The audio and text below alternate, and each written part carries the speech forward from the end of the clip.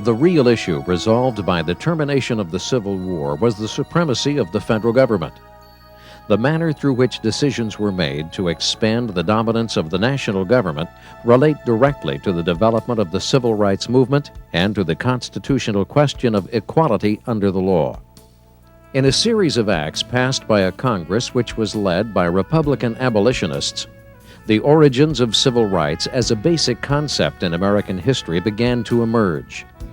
The most fundamental action was the passage in December of 1865 of the 13th Amendment to the Constitution, which abolished slavery as a legal institution.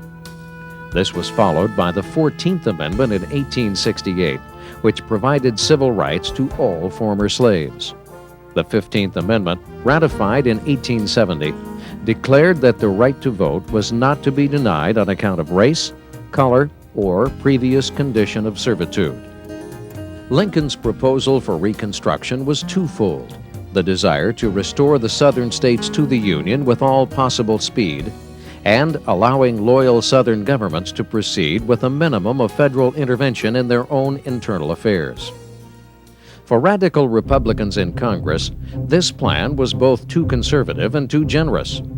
With the assassination of Lincoln came the first real opportunity to change the course of Reconstruction.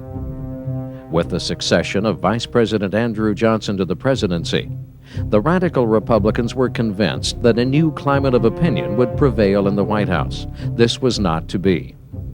Within 3 years, Johnson's program was in shambles, and because he tried to overstep his authority, he was standing trial for impeachment, a measure which was defeated by a single vote in the Senate. Congress would now assert itself and take control of Reconstruction. Increasingly, the roles of three groups within the South became instrumental to the outcome of the radical Reconstruction program. These were the blacks, the scalawags, and the carpetbaggers.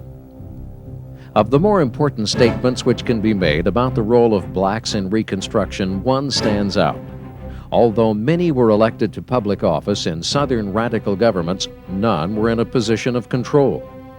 In national congressional patterns, the same thing held true. 14 blacks were elected to the United States House of Representatives, and 2 secured a position as a United States Senator. Although this represents a high point in American history in terms of the number of blacks holding high office, in all cases, whites dominated the key positions and were able to control policies which ensued from all levels of government. Carpetbaggers was a term applied to all Northern settlers in the South who actively supported the radical Republicans. Their goal was in organizing blacks for political action. The term scalawag referred to anyone who was a white Southerner who collaborated with the radicals.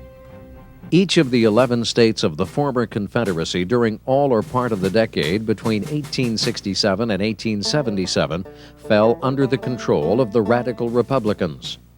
The moral and ethical tenor of the nation was set in Washington under the auspices of President Ulysses S. Grant and his administration, which was notable for its numerous scandals which involved members of Congress as well as individuals high in administrative circles.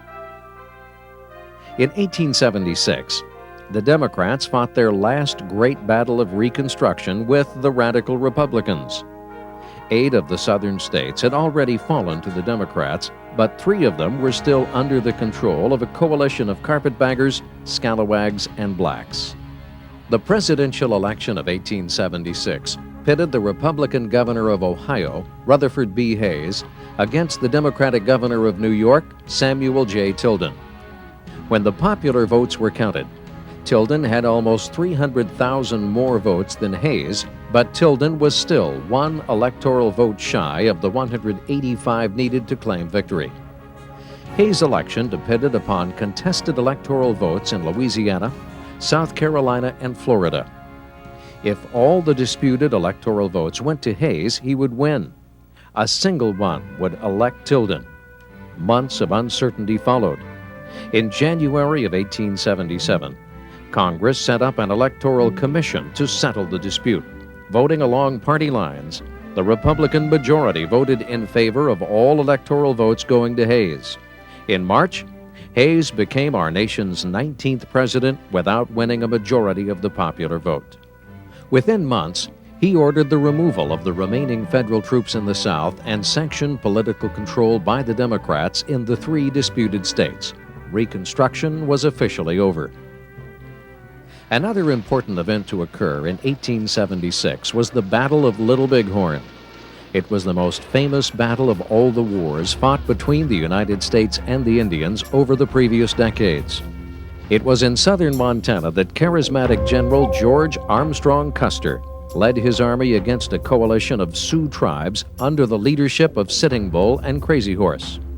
Clearly outnumbered, Custer and 263 of his men were killed in less than half an hour. When news of Custer's last stand reached the East, the United States government became more determined than ever to destroy the will of the Native American people.